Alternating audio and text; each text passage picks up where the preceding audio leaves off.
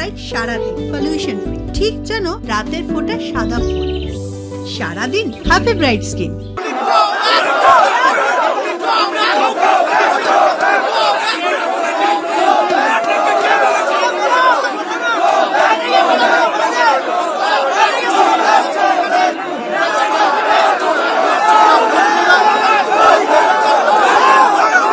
না, এটা ওরা আমার মনে হয় ওরা ভুল বুঝেই দিয়েছে। আমি ওদের প্রতি সহমর্মিতা জানানোর জন্যই এসেছিলাম, একজন একেবারে সাধারণ মানুষ হিসেবে এই শহরের। ওরা সেটাকে হয়তো কোনো পলিটিক্যালাইজ ওয়েতে নিয়েছে, কিন্তু সেটা নেওয়া ঠিক আছে। ওরা যদি ভুল বোঝে, নিশ্চয়ই কোনো একদিন ওরা ঠিক বুঝবে। তো তাতে আমি একেবারেই রুষ্ট নই বা একেবারেই আমার কোনো খারাপ লাগেনি। ওরা ওদের একটা নীতি নিয়ে চলছে, সেই নীতির বিরুদ্ধে হয়তো আমার উপস্থিতিটা যাচ্ছে। সেই জন্যে আমি মনে করি ওরা ওদের দিক থেকে ঠিকই করেছে। দেখলাম আমরাও তো প্রচুর ব্যারিকেড টপকে এলাম, অনেক ব্যারিকেড টপকে এলাম। এটা অত্যন্ত অন্যায়। পুলিশ কমিশনারের উচিত ওদের সঙ্গে এসে দেখা করা। কেন করবে না? কেন পুলিশ কমিশনার কি এমন একটা ব্যাপার যে ডাক্তারি পড়ুয়া ছাত্রদের সঙ্গে এসে দেখা করতে পারছে না? ওরা চাইছেন যে পুলিশ কমিশনার এখানে আসুন। হ্যাঁ, নিশ্চয়ই। হ্যাঁ, যে কোনো একটা করা উচিত, যে কোনো একটা করা উচিত। তো এই হচ্ছে ব্যাপার। আমার আসার উদ্দেশ্য ভেরি সিম্পল, ওদের প্রতি সহমর্মিতা জানানো। ঠিক আছে, ওরা আমার বয়সে অনেক ছোট। ওরা এতক্ষণ বসে আছে বলে আমাদের ওখানে একটা ধর্না চলছিল, সেখানে শুনছিলাম বারে বারে যে ওখানে জুনিয়র ডাক্তাররা লালবাজারের কাছে বসে আছে, কমিশনার অফ পুলিশদের সঙ্গে দেখা করছেন না বহুক্ষণ ধরে।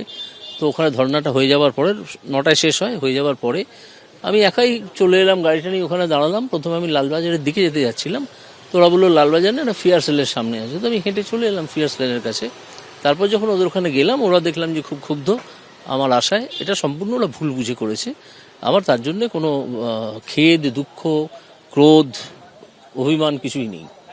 ঠিক আছে, আমি ওদের সহমর্মী, এইটুকু ওরা বুঝলেই যথেষ্ট। ঠিকই করেছে, গ্রেপ্তার হওয়াই উচিত ছিল।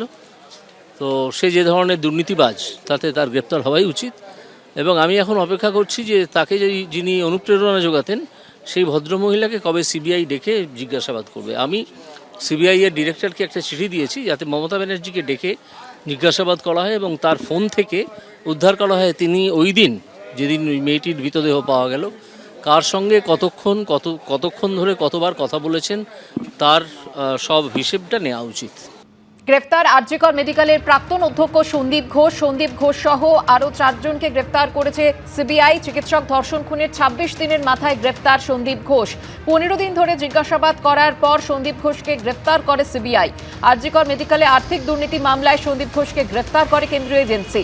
আরজিকরের দুর্নীতি মামলায় প্রাক্তন অধ্যক্ষের দেহরক্ষী আফসার আলী খান, আরজিকর মেডিকেলের 2 ভেন্ডার সুমন হাজরা ও বিপ্লব সিংকেও সিবিআই গ্রেফতার করেছে। ধৃতদের একাধিক ঠিকানায় আগেই তল্লাশি চালায় সিবিআই।